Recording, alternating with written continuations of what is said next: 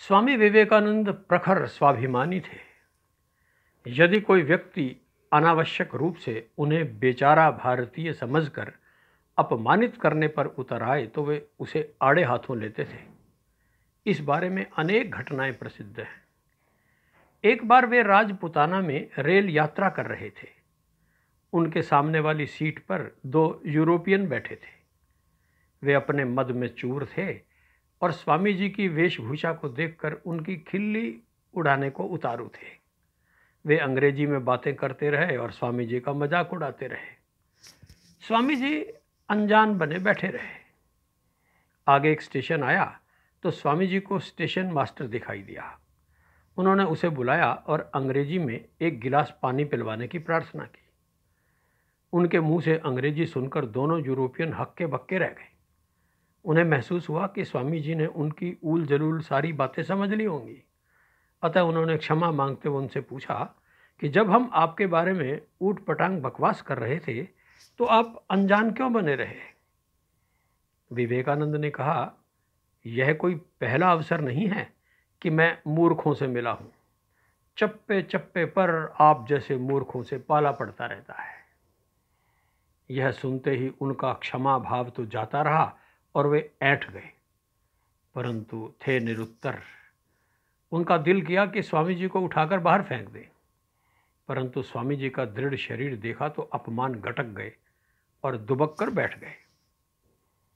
एक बार ऐसा हुआ कि रेल की डिब्बे में स्वामी जी और एक यूरोपियन दो ही यात्री थे। उस यूरोपियन को यह गवारा नहीं था कि यह साधु उस डब्बे में यात्रा करे, परंतु करे क्या, टिकट तो स्वामी जी ने भी ले रखी थी। अतः वह कसमसाता हुआ बैठा रहा।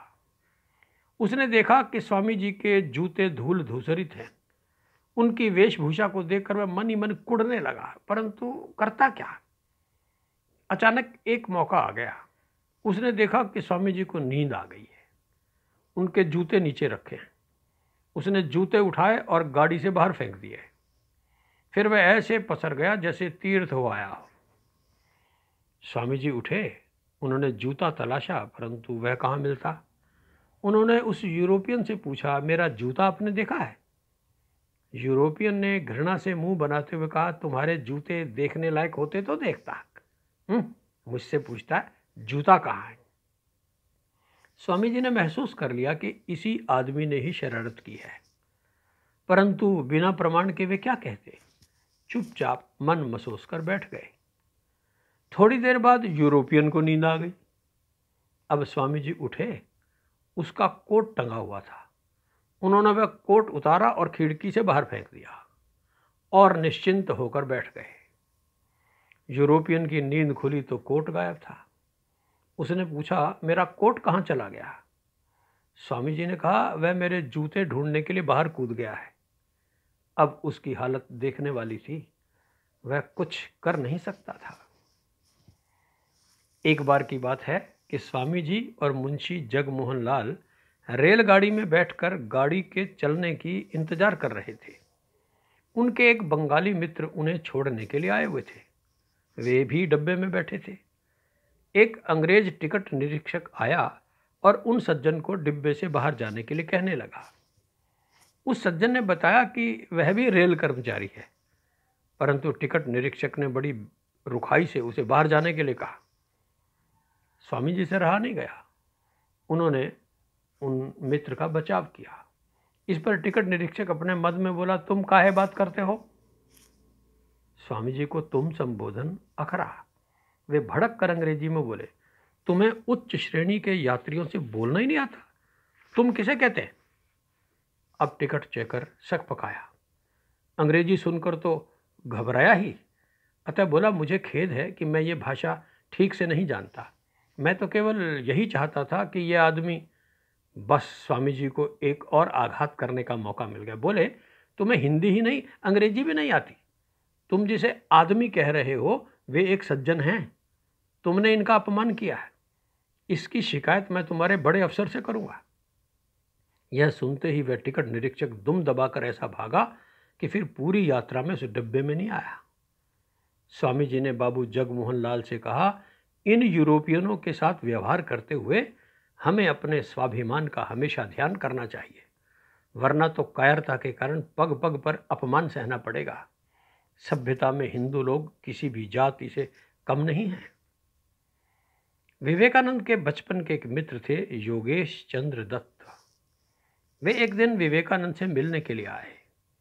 उनके मित्र बाबू ब्रह्मानंद सिंह, जो रामपुर स्टेट कॉलेज के प्रधान शिक्षक थे, वे भी साथ थे। बातचीत में योगेश चंद्र ने कहा, नरेन भाई, अपने देश के उद्धार के लिए मैं चाहता हूं कि कुछ भारतीय शिक्षितों को सिविल सेवा परीक्षा में बिठाया जाए, उनके लिए चंदा इकट्ठा किया जाए। ऐसे छात्र जब परीक्षा पास करके आएंगे तो देश के कल्याण के लिए बहुत कुछ कर सकेंगे। विवेकानंद ने कहा, योगेश भाई, ऐसा करके तुम बड़ी भारी भूल कर रहे हो। ये छात्र जब भारत वापस आएंगे तो साहब लोगों की जमात में शामिल होने के सिवा देश के लिए कुछ भी नहीं करेंगे। यह कहकर वे देश में हर तरफ फैली उदासीनता और जड़ता का वर्णन बड़े रोष पूर्वक करने लगे। फिर बोले, तुम देखो, देश में इतने अनपढ़, दीन, दुर्बल और सरल लोग हैं, कोई उनके उद्धार की चेष्टा नहीं करता। यह कहते हुए उनकी बड़ी बड़ी आंखों से आंसू बहने लगे। ब्रह्मानंद सिंह विवेकानंद की यह मनोदशा देखकर विचलित हो गए। वे लिखते हैं, वह अपूर्व दृश्य मैं कभी नहीं भूल सकता।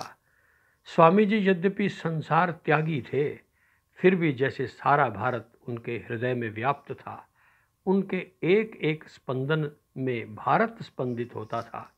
सचमुच वे भारतवर्ष हो गए थे।